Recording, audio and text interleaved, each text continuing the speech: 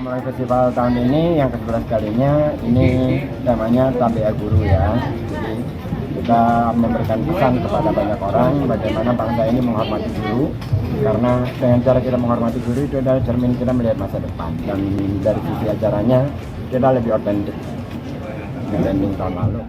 Jilat ludah sendiri, Wiz Khalifa sebut Jakarta Melayu Festival 2023 tak boleh ada yang kampanye. Halah pret, Anies aja jual muka yol-yol. Bapak Wiz Khalifa, kita beri tepuk tangan untuk Pak Wiz yang 10 tahun konsisten membangun perspektif Jakarta adalah kota untuk semua. Izinkan Jakarta jadi eskalator bagi seluruh orang yang menginginkan kehidupan lebih baik.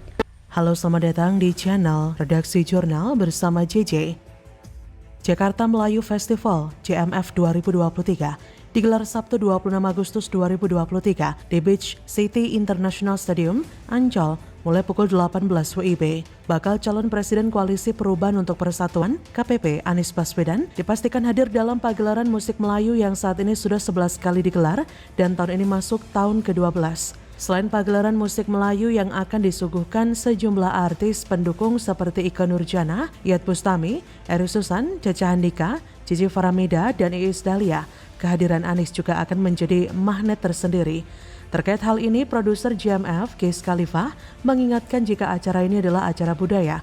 Ia pun meminta tidak ada yang menggunakan atribut kampanye, baik itu kaos ataupun spanduk dan sebagainya. Wiz juga menyarankan jika yang hadir dalam acara ini agar lebih menikmati keindahan musik Melayu yang akan dibawakan para artis dengan diiringi seroja band. Halah pret-pret, gak usah ngeles yo. Jika memang itu adalah acara budaya, seharusnya Gubernur DKI Jakarta diundang. Tapi pada kenyataannya, PJ Heru sebagai gubernur tidak hadir. Tahu deh diundang atau tidak sama si Toyo. Lagian jika acara itu diklaim tidak ada unsur politiknya, seharusnya Anies tidak akan datang di acara tersebut. Acara yang diklaim tidak berpolitik, hanya sebagai kedok untuk salah satu capres tertentu untuk berkampanye. Lihat saja Anies, dia begitu menikmati seperti di acara sendiri. Ia bergoyang-goyang bersama dengan para biduan.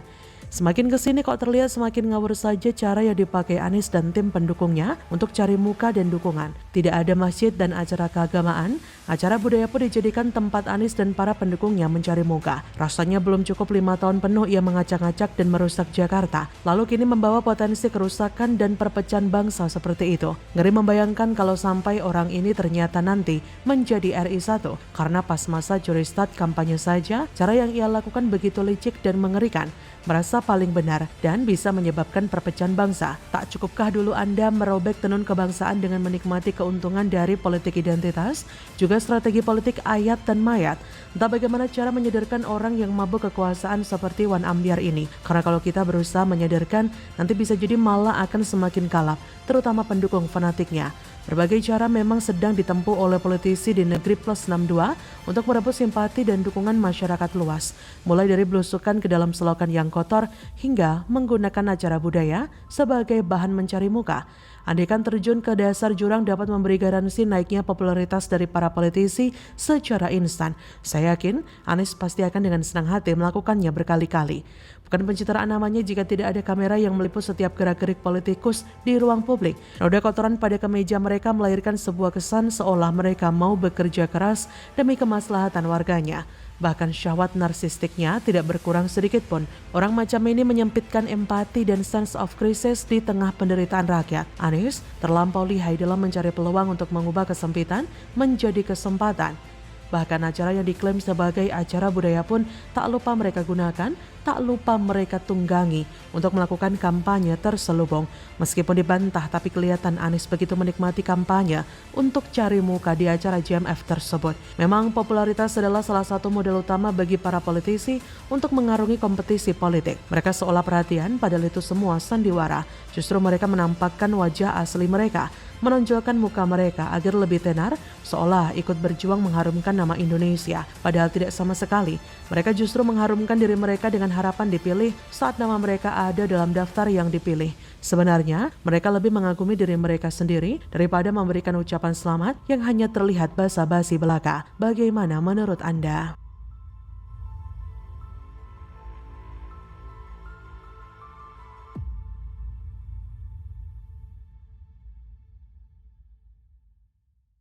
Sejak Anies menjadi gubernur Jakarta, saya sudah mengira bahwa dia tidak bisa kerja.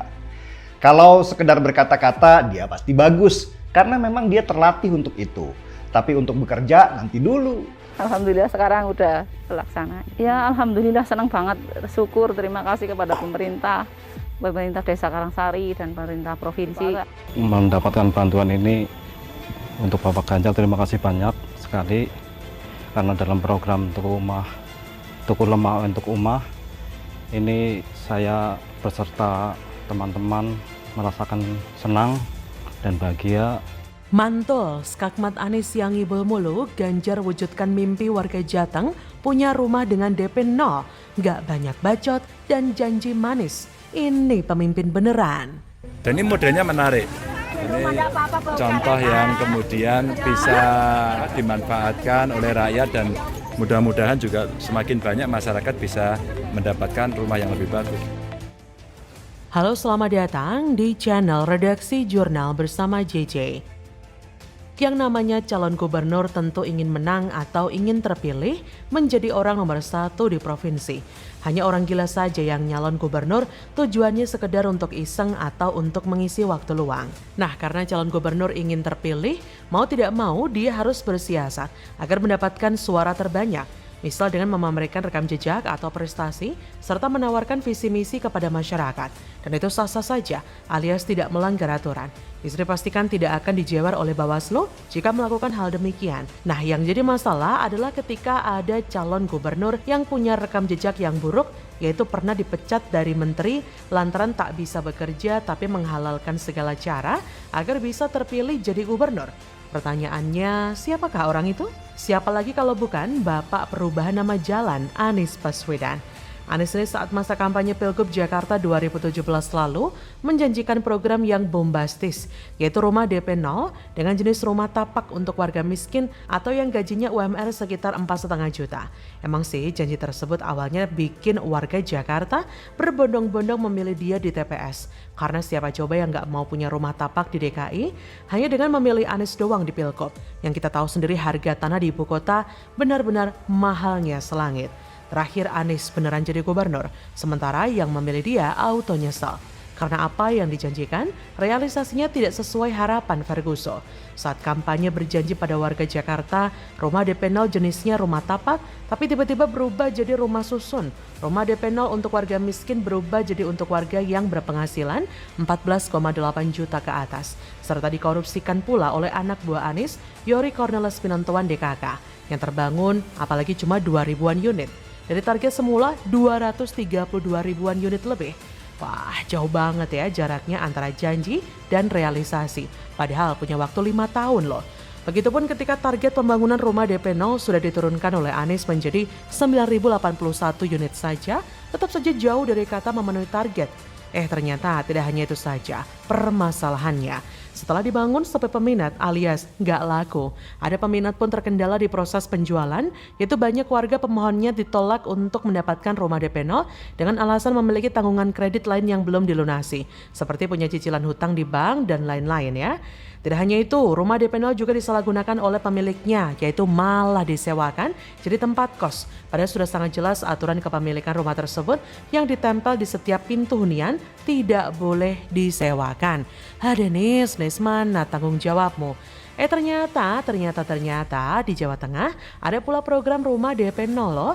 Cuma beda konsepnya dengan DP 0 ala Anies. Kalau program rumah DP 0 ala Anies bikin warga merasa tertipu atau kena prank, sementara program rumah DP 0 di Jateng yang dikenal dengan istilah tuku lemah oleh omah justru bikin warga bahagia. Kok bisa? Hal ini bisa dilihat dari pancaran mata salah seorang warga desa Tambi, Kecamatan Wakatumpul, Kabupaten Pemalang bernama Makmur yang sangat bersyukur dan luar biasa senang dengan adanya program tersebut. Memang tidak sedikit keluarga muda yang mau hidup mandiri atau tinggal di rumah sendiri, tapi karena tidak punya biaya terpaksa harus tinggal satu atap dengan orang tuanya. Berkat Ganjarlah dengan program Tuku Lemah oleh Omah, Akhirnya, mimpi untuk mandiri dengan tinggal di rumah sendiri terwujud. Rumah DP 0 di Jateng pun bukan berbentuk rumah susun, tapi rumah tapak, dan beneran rumah tapak ya. Penerimanya pun benar-benar warga yang tidak mampu yang terdata di Data Terpadu Kesejahteraan Sosial atau DTKS. Bukan warga yang penghasilannya nyaris 15 juta ke atas. Seperti yang dilansir dari laman jatengprof.co.id, program rumah DP 0 ini sudah berlangsung sejak 2020. Awalnya 200 rumah yang dibangun, pada 2021 kembali dibangun 186 unit, pada 2022 dibangun 235 unit, pada 2023 menargetkan membangun 615 unit lagi. Jumlahnya memang tidak sebombastis janji kampanye Anies yang sampai 200 ribuan lebih ya. Tapi dikerjakan loh ini ya. Gak hanya sekedar melayang di awang-awang, gak cuma janji-janji palsu. Selain itu di Jateng juga 1 juta lebih atau tepatnya 1.269.056 unit rumah warga tidak layak huni direnovasi oleh Ganjar. Gila, 1 juta lebih. Hebatnya lagi proses renovasi itu dilakukan secara bergotong royong bersama-sama dengan warga. Hanya gubernur yang benar-benar bisa dipercaya saja yang bisa menggerakkan masyarakat untuk melakukan gotong royong mengerjakan proyek pemerintah. Dan itu, eng-ing-eng, berhasil dilakukan Ganjar. Pertanyaannya, kamu pilih yang mana? Perawan atau janda? Salah. Capres yang tata katanya maksimalis tapi hasil kerjanya minimalis, atau capres yang sederhana yang perkataannya mudah dipahami alias gak muter-muter kayak tong setan cuma bisa kerja dan hasil kerjanya benar-benar bisa dirasakan manfaatnya oleh masyarakat? Ya tentunya yang bisa kerja dong, karena tugas seorang presiden bukan cuma sekedar bermain kata-kata seperti yang sering dilakukan oleh Rocky Gerung, tapi menyelesaikan permasalahan masyarakat dan negara yang tidak sedikit serta menahkodai bangsa ini supaya semakin maju ke depannya. Itu bukan tugas yang ringan Ferguson. Jadi bagaimana menurut Anda?